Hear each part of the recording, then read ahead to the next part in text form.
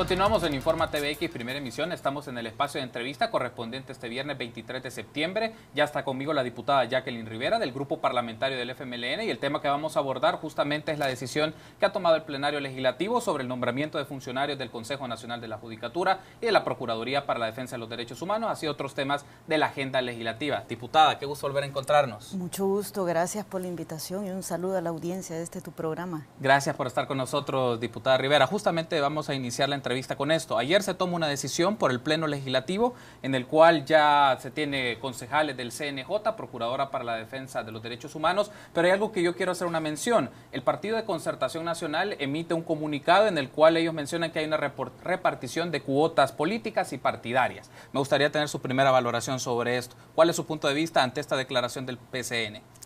Bueno, mira, yo en primer lugar me siento satisfecha de lo que elegimos ayer, porque por primera vez se elige mayoría de mujeres. Fíjate que de 7 miembros propietarios del CNJ, 4 son mujeres. De 7 miembros suplentes del CNJ, 3 son mujeres. O sea que quedamos 50 y 50. Eso a mí me da una gran satisfacción de que haya mayor participación de mujeres. Eso significa que las mujeres nos estamos animando también a ser parte de este esfuerzo. ¿Cómo se elige el CNJ? A partir de una comisión especial, de la cual el PCN fue parte. Es decir, ningún partido ha sido excluido de esa comisión especial. Es natural, a lo mejor el PCN tenía alguna propuesta diferente. Lo que sí puedo yo asegurar y dar fe de que los perfiles de las personas que se han escogitado fueron analizados con muchísimo tiempo. Es decir, se pudo verificar sus credenciales, se pudo constatar la idoneidad, se pudo adjuntar toda la documentación que acredita, digamos, la capacidad de las personas. Me parece extraño la posición del PCN, porque yo he venido escuchando desde que estamos eligiendo CNJ que el PCN ha tenido una actitud, yo lo escuchaba del jefe de fracción, de decir, mire, si ahí Arena y el FMLN se ponen de acuerdo y ya sacan el CNJ. Es lógico que quienes tienen la llave de la mayoría es el FMLN y Arena, pero también es absurdo pensar de que porque algún candidato, que no sé qué candidato tenía el PCN, que no haya quedado y que ellos tenían preferencia, se trate de deslegitimar el proceso y decir que hay una repartición de cuotas. Yo siempre he sido de la idea de que cuando elegimos a un funcionario hay que juzgarlo en su ejercicio. Juzgar a un funcionario de manera subjetiva, solo por cómo te peinas, cómo te vestís, qué comes, a mí me parece que eso es un juzgamiento subjetivo que no te indica si elegiste bien o elegiste mal. Siempre que hay una elección de segundo grado, uno corre el riesgo de equivocarse. ¿Y yo cómo voy a adivinar cómo van a actuar? Yo lo que esperaría es que este Consejo Nacional de la Judicatura haga transformaciones esenciales en el CNJ, que falta mucho, que procure un proceso, digamos, de selección, especialmente, no solo la selección para candidatos a elección de segundo grado, sino de jueces y magistrados de Cámara, que intente hacer que los jueces y magistrados que salgan electos para ocupar un espacio de esa naturaleza sean personas idóneas. Esa es mi expectativa con este Consejo Nacional de la Judicatura. Mi esperanza es que podamos avanzar en la calidad de abogados que se eligen para formar parte de los jueces, porque la labor del CNJ no solo es proponer magistrados a la Corte Suprema de Justicia, la labor del CNJ también es mandarle las ternas a la Corte Suprema de Justicia para que se seleccionen jueces y magistrados de Cámara, que allí no nos detenemos casi. En asamblea, por ejemplo, y yo espero que este CNJ lo apoye, porque no hemos tenido la misma actitud de la Corte, hay una iniciativa del FMLN donde estamos proponiendo de que la selección, el acto de seleccionar a los jueces y a los magistrados para hacer la terna que vaya a la Corte Suprema de Justicia sea un acto público, donde los ciudadanos y ciudadanas a través de las cámaras pueda constatar de que una persona forma parte de una terna porque goza de la idoneidad. Y lo mismo estamos proponiendo para la Corte. Sin embargo, de parte de la Corte ha habido una resistencia hacia ese tema. Nosotros estamos esperando todavía la opinión de la Corte en eso. Del CNJ no la hemos tenido porque no ha habido CNJ, pero yo esperaría que este Consejo Nacional de la Judicatura vaya con un compromiso de mejorar a los servidores que son los encargados de impartir justicia. Quiero aprovechar, diputada Rivera, para hacer mención de otro punto de vista que se brindó en redes sociales. En la cuenta del expresidente de la ANEP, Jorge Dabú, ha mencionado que a su criterio se eligió mal la composición del CNJ y que la próxima elección de magistrados de la Sala de lo Constitucional será a gusto del FMLN. ¿Cuál es su punto de vista? Me imagino yo que él tenía sus candidatos también, y no han de haber quedado, no deben haber quedado. Que solo se le ponga al Consejo Nacional de la Judicatura la facultad de elegir candidatos, insisto, la Corte Suprema de Justicia, a mí me parece que es una apreciación raquítica, restringida. Si el Consejo Nacional de la Judicatura, su facultad esencial es verificar de que quienes van a impartir justicia sean personas idóneas. A mí me parece que están buscando fantasmas donde no los hay. Yo insisto, espero que este Consejo Nacional de la Judicatura pueda actuar de manera profesional. Yo les doy el beneficio de la duda. Y te puedo asegurar, personalmente no conozco a nadie de los profesionales, y soy abogada de la República y no conozco a nadie de las personas que han quedado electas. Lo que he podido constatar es sus credenciales, su currículum, su experiencia, y eso me indica a mí que pueden hacer una gran labor. Yo pido que se les dé el beneficio de la duda. Mire, si se equivocan, existen los mecanismos. Lo que pasa es que aquí estamos acostumbrados a juzgar a las personas a priori. Así estamos acostumbrando ya al país. Entonces, insisto, es como los tiempos antiguos, aquella, donde vos calificabas a una persona que era delincuente por su apariencia física. Es decir, si el pómulo lo tenía muy alto, si la mirada la tenía así muy fija, vos decís, este es delincuente. Algo así estamos llegando a esto en estos días, que me parece irresponsable de juzgar a priori sin esperar el ejercicio de las funciones de los que sean electos. Diputado, yo no creo que Arena haya votado, sinceramente le digo, hay que decirle a don Dabú, yo no creo que Arena haya votado por candidatos que van a responder al FMLN. Lo dudo que Arena vote por eso. Y uno de los aspectos en discusión también, diputada, ha sido el hecho que se llevó mucho tiempo para la elección de estos concejales, y era una de las demandas, que había pasado demasiados meses para llegar a una elección, a pesar de que hay una comisión que lo aborda, ve los perfiles, llega a esto. Y desde su lectura, diputada Rivera, ¿por qué demoró tanto tiempo este proceso? ¿Era un tema estratégico? ¿Había otros elementos sobre la mesa para la negociación? ¿O hubo algo en particular para la configuración de este CNJ que llevó más tiempo que tal vez otros procesos? Mira, hay algunos que decían que era un combo, ¿va? Y que estaban esperando elegir CNJ, Corte de Cuentas, Procuradora de Derechos Humanos, que yo también le doy el beneficio de la duda a la Procuradora, una mujer a la cabeza de la Procuraduría de Derechos Humanos, ojalá que pueda avanzar en lo que ya el Procurador David Morales sentó un precedente. Pero los retrasos, este proceso venía complicado desde un inicio. La primera instancia que retrasó el proceso fue la sala, y al que no le gusta que critiquemos la actuación de la sala, yo le pido disculpas, pero la primera instancia que retrasó el proceso fue la sala. La sala inhibió a la asamblea, nomás salió la elección de los abogados de FEDAES, que es los candidatos que salieron de la elección de abogados. La sala inhibió a la asamblea de elegir porque había un amparo. O sea, es decir, cuando ya la asamblea comienza a hacer el análisis de la elección del CNJ, nosotros ya había prescrito los 60 días que establece la Constitución, porque la sala estaba resolviendo un amparo y impuso una medida cautelar que inhibía a la asamblea de elegir. Allí viene un primer, retraso que se da en la elección. Luego, yo sí creo, no puedo dar fe de eso, pero afectó también el problema interno de Arena. Miren, ponerse de acuerdo con Arena es difícil. Son 35 fracciones. Arena no ha tenido cabeza. Yo espero que esta expresión que ha dado Arena el día de ayer sea una manifestación de que la nueva dirección del COENA realmente va a conducir. Porque lo que hemos tenido es una fracción tan atomizada que ha sido difícil, inclusive eso nos lo han expuesto gente, diputados y diputadas de Arena, de que querían que el candidato les gustara a todos.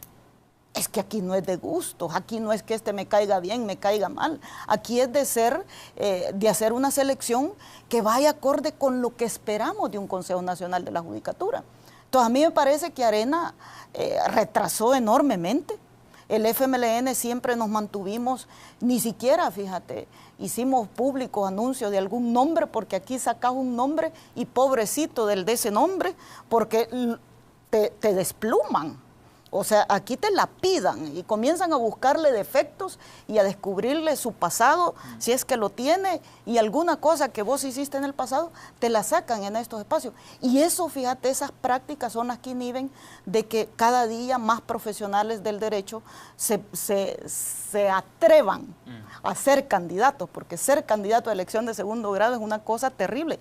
Yo felicito a quienes se han atrevido a hacerlo, porque hay algunas actitudes que van orientadas a denigrar al ser humano, a la persona, con el ánimo de evitar ser electo. Entonces, Arena ha tenido esa práctica. Hoy el FMLN aprendimos y dijimos, mire, no vamos a mencionar nombres, busquemos perfiles. Identifiquemos qué es lo que necesita el Consejo Nacional de la Judicatura, identifiquemos experiencia, identifiquemos capacidades. Y en ese sentido creo yo que, insisto, no te podría decir si nos hemos equivocado o no, eso lo vamos a ver ya en el ejercicio de las funciones de los concejales, pero lo cierto es que nos hemos asegurado que el perfil y las credenciales de las personas sean idóneas. Ha hecho una mención muy importante, diputada Rivera, que es el tema de evaluación, el seguimiento al trabajo de estas personas. Evidentemente hay una distribución de instituciones que tienen competencias sobre esto, pero ¿cómo desde la Asamblea Legislativa dar un seguimiento al trabajo de esto en conjunto con otras instituciones para garantizar que los perfiles seleccionados cumplan los mandatos que tienen las disposiciones legales? Eso sí pasa, fíjate, por algunas reformas de ley. Por ejemplo, en la Comisión de Legislación tenemos varias reformas a la Ley Orgánica del Consejo Nacional de la Judicatura que van orientadas precisamente a mejorar, a darle más dientes al Consejo Nacional de la Judicatura, pero también a verificar el funcionamiento del Consejo Nacional de la Judicatura, que todavía no han sido aprobadas. Pero mira, el principal contralor debe ser la ciudadanía. Es que ¿quién más para que te controle el ejercicio de las funciones de un servidor público? Debe ser la ciudadanía. La ciudadanía debe de conocer cuáles son las funciones del CNJ y estar vigilante. Por eso es que nosotros hemos pedido que todos los procesos de selección de jueces que haga el Consejo Nacional de la Judicatura sean públicos, para que quien escrute el ejercicio del poder de estas personas sean los ciudadanos, y sean los ciudadanos los que realmente vayan dando la pauta de si una persona está haciendo bien o no el rol.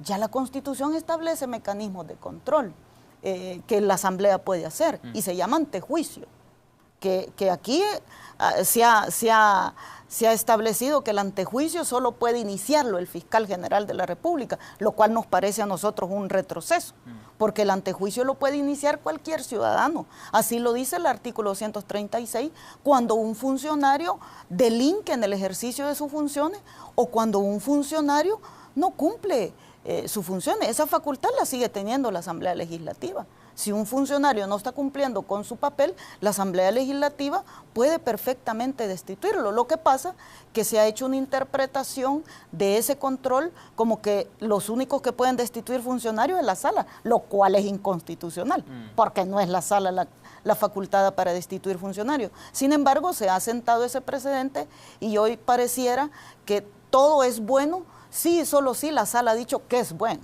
Pero si la sala no ha dado el ok, no es bueno, lo cual me parece que hay una interpretación errada de las facultades que nos da la Constitución de la República. Pero insisto, el principal contralor de los servidores públicos se llama pueblo, se llama sociedad, se llama ciudadanía, y no hay que tenerle miedo a que nos controlen y nos vigilen. Diputada, tenemos que hacer una pausa. Me gustaría que en el segundo bloque toquemos otros aspectos. Nueva Procuradora para la Defensa de los Derechos Humanos, y otro tema que sé que le ha llevado seguimiento es el tema de depuración judicial.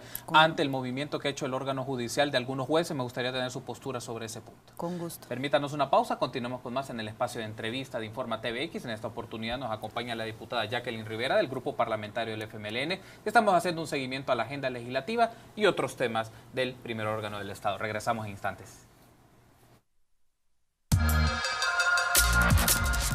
Gracias por continuar junto a nosotros en el espacio de entrevista de Informa TVX Primera Emisión. Me acompaña la diputada Jacqueline Rivera del Grupo Parlamentario del FMLN y estamos hablando un poco de la elección de funcionarios CNJ, PDDH, pero vamos a tocar en este momento un punto que me parece relevante, que ha sido parte del seguimiento que usted ha hecho en su trabajo, diputada Rivera, es recientemente el órgano judicial ha hecho un movimiento, un traslado de algunos jueces. Me gustaría tener su apreciación sobre esto, porque también de fondo hay una reflexión sobre el tema de si hay ciertos compadrazgos o hay ciertos padrinos en instancias judiciales que en lugar de depurar el órgano judicial, lo que hacen básicamente es mover o trasladar ciertas piezas para evitar alguna sanción o mostrarnos una práctica de corrupción que se pueda en el órgano judicial. ¿Cuál es su apreciación sobre eso? Mira, esta sala que se ha mostrado como el paladín de la transparencia lleva 6 años ya. 6 años que fue electa. Y yo no he visto en el órgano judicial, al menos en los últimos 6 años, una actitud pero firme de querer depurar el órgano judicial. No lo he visto. No he encontrado yo decisiones que me indiquen a mí que el órgano judicial realmente, la Corte Suprema de Justicia, está dispuesta a depurar. Porque hacer una especie de rotación, lo que trasladas es el problema. Es decir, yo paso a este juez de San Salvador, lo mando a Guazapa, lo mando a Chalate, lo mando a La Unión, pero estás trasladando el problema. Eso no te resuelve la depuración judicial, eso no te demuestra de que estás queriendo realmente entrarle al tema de la depuración judicial. Yo reconozco que hay muchos jueces buenos, jueces y juezas excelentes, que hacen una gran labor, pero hay muchos jueces corruptos. ¿Quién no conoce la actuación del juez Italmirpa? ¿Quién no la conoce? Si tiene procesos de denuncia de corrupción, tiene procesos de denuncia de delitos en contra de él, y lo que hacen es trasladarlo a otro juzgado. A mí me parece que eso es una burla, que se quiere hacer parecer que hay una decisión de depurar a los jueces y no la hay. Fíjate que la sección de investigación judicial no existe en la ley orgánica judicial, existe por un acuerdo de la Corte en pleno. O sea que ni siquiera es una unidad legal. Por eso es que a veces vos decís, bueno, hay una sección de investigación judicial, pero de repente hay 3 o 4 magistrados que están opinando. Entonces se convierten en juez y parte. Si la sección de investigación judicial debería de tener cierto nivel de autonomía, como lo que nosotros le hemos dado, para hacer el símil, le hemos dado a la sección de probidad en la ley de probidad que ellos han detenido. Que le hemos dado un poquito de autonomía, porque los magistrados no tienen nada que estar viendo en la depuración de jueces, porque es un acto previo. ¿Cuándo debería de conocer la Corte respecto a la depuración de jueces? Cuando llegue el tema a la Corte en pleno. Pero aquí hay, entonces uno dice, ¿y cuál es la labor que hace la sección de investigación judicial? Ninguna.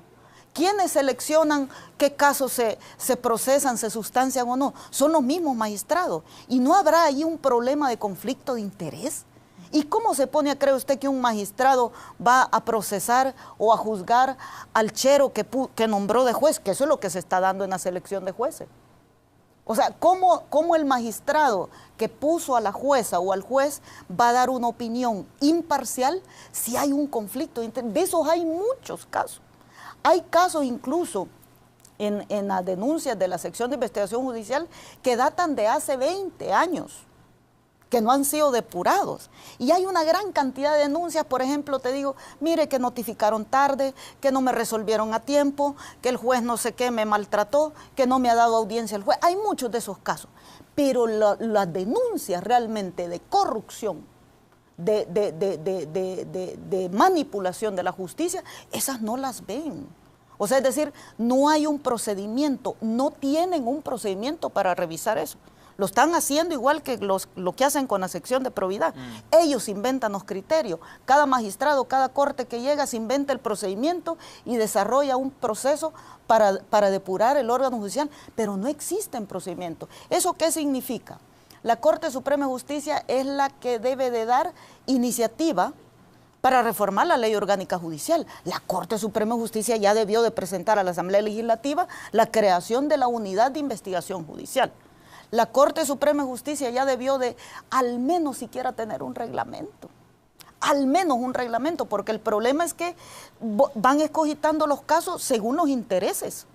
Según el interés que tenga un magistrado, a este lo trato peor, a este lo trato mejor, porque me interesa de que no salga afectado. Entonces a mí me parece que es una burla a la inteligencia de la ciudadanía el decir que la rotación de jueces es una señal de que quieren depurar el órgano judicial. A mí me parece que es un insulto a la inteligencia de los salvadoreños y salvadoreñas. Diputada Rivera, ¿considera usted que ha tenido un poco de eco o que puede tener una manera de ejercer cierta presión, lo que el fiscal general mencionó, que así como hay clicas en expresiones pandilleriles, también los puede existir en el órgano judicial, como una manera de dar un mensaje y decir, hay que prestar la mira en el órgano judicial, la configuración que hay de relaciones de poder y beneficios que hay en el mismo?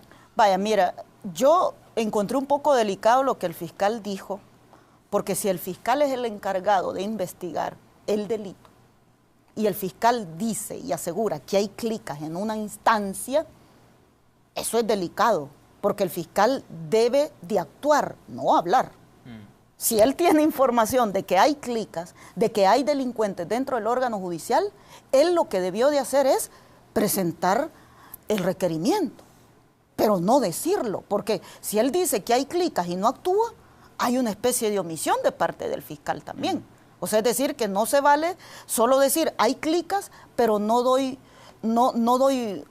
luces de que voy a combatir esas clicas. Ojo, porque la Corte Suprema de Justicia, su labor en el caso de la depuración judicial es eminentemente administrativa.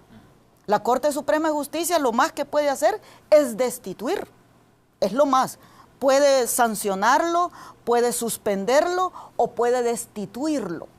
Pero quien debe de investigar el delito, si un juez ha sido destituido por la comisión de algún ilícito, debe ser el fiscal general de la República. Es decir, él es el que debe materializar la acción penal contra un juez que ha sido destituido por alguna comisión de algún ilícito. Fíjate qué control puede hacer la Corte de los jueces del incremento de su patrimonio si la actual ley de enriquecimiento ilícito no los obliga a ellos declarar su patrimonio, porque la labor del juez, el cargo del juez es vitalicio.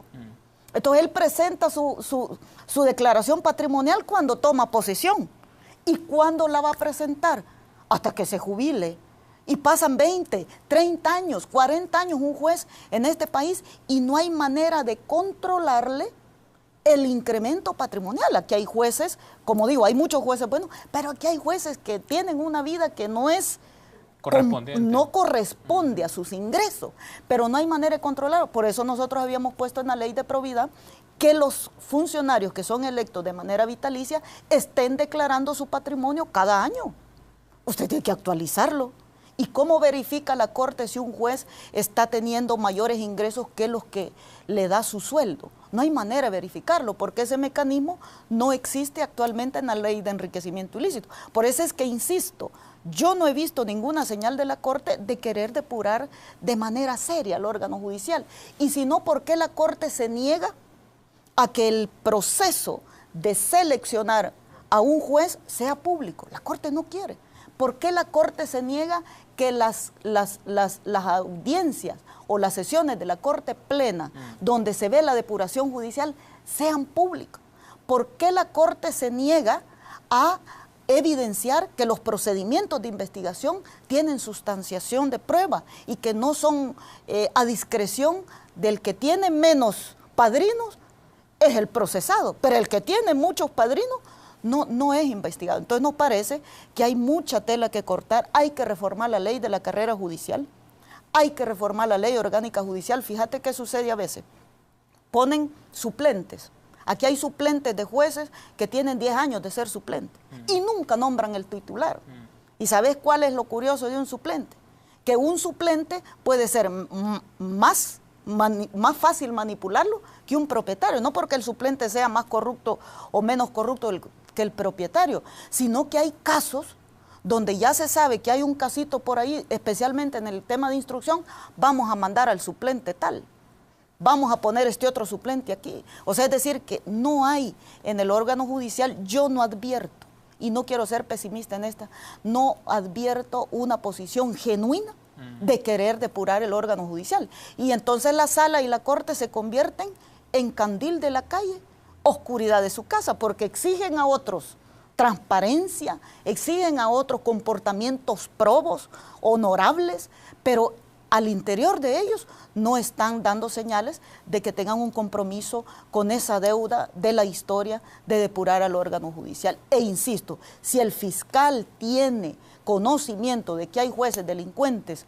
en el órgano judicial, yo le digo, señor fiscal, proceselos, no es suficiente decirlo, es necesario que usted actúe y que contribuya a terminar con la impunidad de este país. Me gustaría que regresemos ahora, diputada Rivera, al tema del presupuesto legislativo. Regresamos a la Asamblea Legislativa. ¿Qué ha pasado con la configuración del presupuesto legislativo? Se parecía que el miércoles podía tenerse los suficientes votos para hacerlo, pero está en suspenso. ¿Qué ha ocurrido?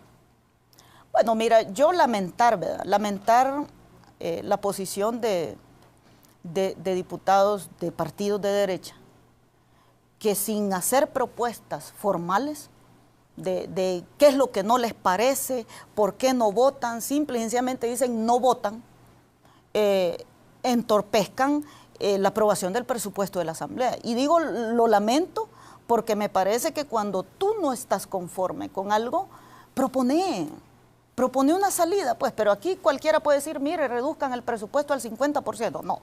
Deme propuestas concretas donde usted cree que se debe reducir en el presupuesto. Y este presupuesto lleva a una reducción de casi $1,5 millones comparado con el que estamos ejecutando.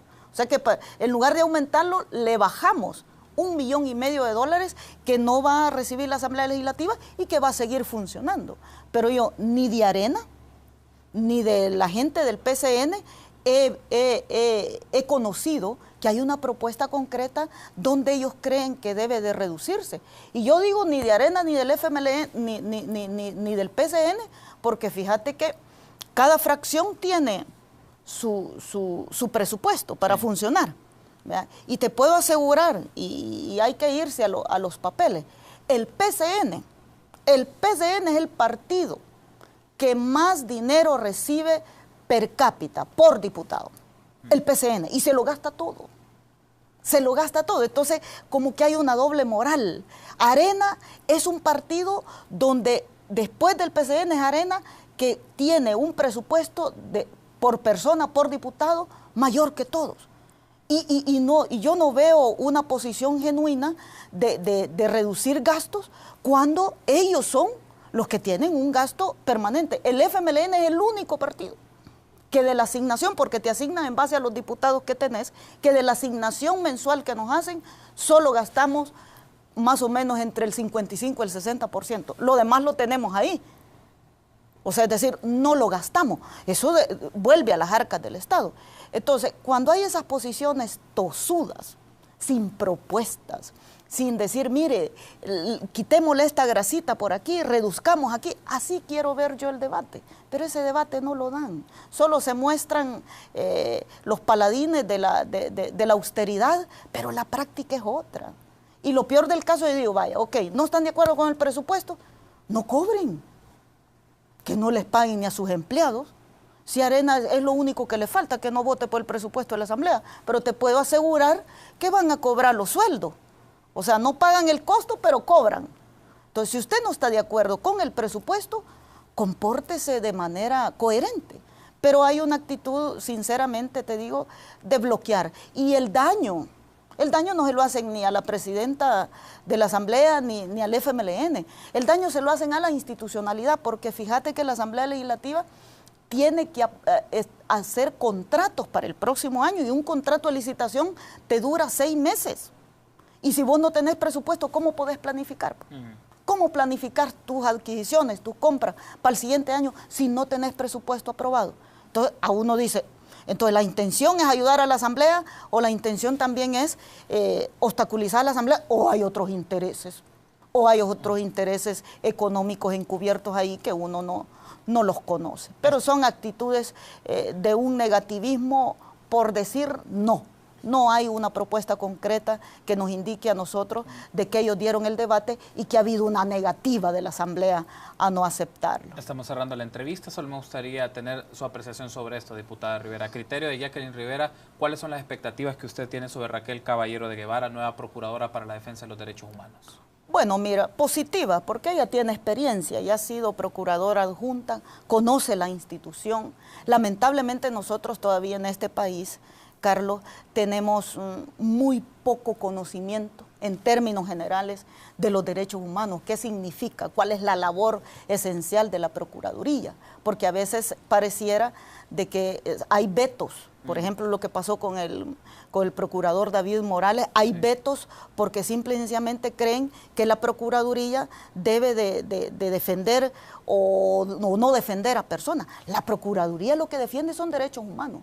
Derechos humanos que se le pueden violentar a usted más allá de la calidad que tenga, más allá si usted es delincuente o usted es una persona normal. O sea, es decir, lo que la procuradora tiene que hacer es garantizarle que a usted no se le violenten sus derechos humanos, que pueden ser violentados por empresas, pueden ser violentados por el Estado, pueden ser violentados por instituciones, es decir, y eso es lo que tiene que garantizar la procuradora, que los derechos humanos de cualquier salvadoreño en este país no se le violenten. Y lamentablemente, insisto, no hay mucha asidero, diría yo, jurídico en el tema de derechos humanos, y a veces la interpretación que se hace de su garantía es muy reducida. Fíjate que el procurador David Morales se atrevió y por eso incluso fue censurado por la sala, porque el procurador se atrevió a defender los derechos políticos cuando la sala ha emitido sentencias donde te ha restringido que vos por pertenecer a un partido político no podés optar a un cargo de elección de segundo grado. O por ejemplo la restricción que la sala hizo de que vos si trabajabas en el Estado no podías hacer campaña, es decir, que no podías tener militancia política. Ese tipo de retos, creo yo, que le vienen a la procuradora donde tenga la firmeza de que va a defender los derechos humanos, sea quien sea el ofendido, y que lo va a defender de quien sea, y que no va a tener ninguna posibilidad de recibir presiones para sesgar su actuación en función de unos o de otros. Diputada Rivera, un gusto, gracias por habernos acompañado. Gracias a ti y gracias a la audiencia por la paciencia. Muy amable, gracias a usted por habernos acompañado. Estuvo con nosotros en esta oportunidad Jacqueline Rivera, diputada del Grupo Parlamentario del FMLN. Abordamos diversos temas de agenda legislativa. Permítanos una pausa, volvemos con la primera emisión de Infórmate BX.